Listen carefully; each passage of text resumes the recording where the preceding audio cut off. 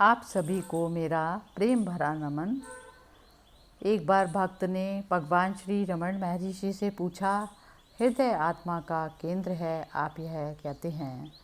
तब भगवान ने कहा, हाँ, वह आत्मा का परम धाम या केंद्र है। इस विषय में आपको संदेह नहीं होना चाहिए। हृदय में जीव अर्थात अहंकार के पीछे सच्ची आत्मा है।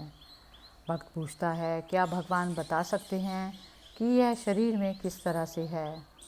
भगवान कहते हैं, आप इसे मन से नहीं जान सकते। यदि मैं कहूँ कि यह इस जगह छाती के दाहिने ओर संकेत करते हैं, तो आप इस सत्य को कल्पना के जरिए नहीं जान सकते। उसका अनुभव करने का एकमात्र मार्ग यही है कि आप कल्पना करना छोड़ें और जो है वही रहें। जब आप अनुभव करेंगे तो अपने आप जान लेंगे कि वहाँ उसका केंद्र है। इस केंद्र को ही ग्रंथों में हृदय गुफा का नाम दिया गया है। भक्त ने पूछा, क्या मैं आश्वस्त हो सकता हूँ कि प्राचीन ऋषियों ने हृदय शब्द से इसी केंद्र का निर्देश किया है? भगवान कहते हैं, हाँ, यही है, परंतु आपको उसकी स्थिति के बारे में बात करने की बजाय उसका अनुभव करना चाहिए। मनुष्य यदि देखना चाहे तो उसे आँखों का स्थान निश्चित करने की ज़रूरत नहीं है। यदि आप प्रवेश करना चाहें तो हृदय आपके लिए सदैव खुला हुआ है। यदि आप इसमें प्रवेश करना चाहें तो ये आपकी सभी गतिविधियों को आश्रय देता है, भले ही यह बात आपके संज्ञान में हो या ना हो।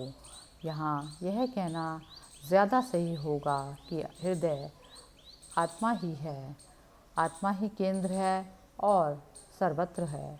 यह अपने हृदय होने के विषय में जागरूक और आत्मसजग है।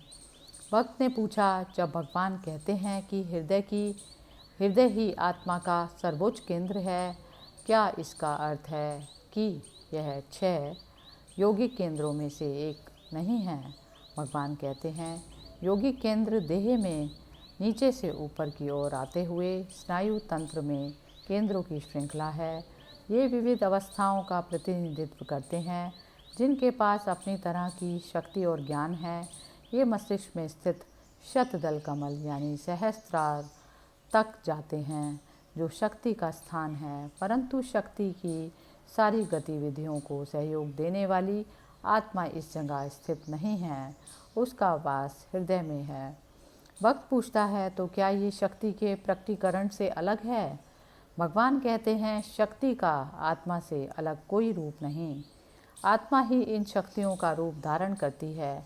जब योगी समाधि या आध्यात्मिक साधना की सर्वोच्च अवस्था को पा लेता है तो हृदय में स्थित आत्मा ही उसका संबल होती है, भले ही उसे इसका भान हो या ना हो।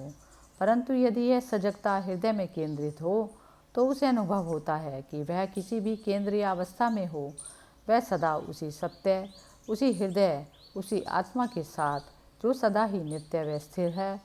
तंत्र शास्त्र में हृदय को सौरमंडल व सहस्त्रार को चंद्रमंडल कहा गया है।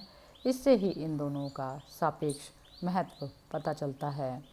जिस तरह हृदय पर ध्यान एकाग्र करने से योग से संपर्क का बिंदु स्थापित होता है, उसी तरह भगवान कई बार भक्ति मार्ग को भी प्रश्रय देते थे और कहते कि ये दोनों पथ एक ही अंत की ओर ले जाते हैं।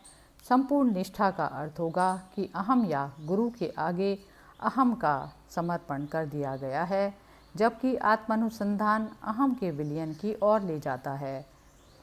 हरि ओम तत्सत।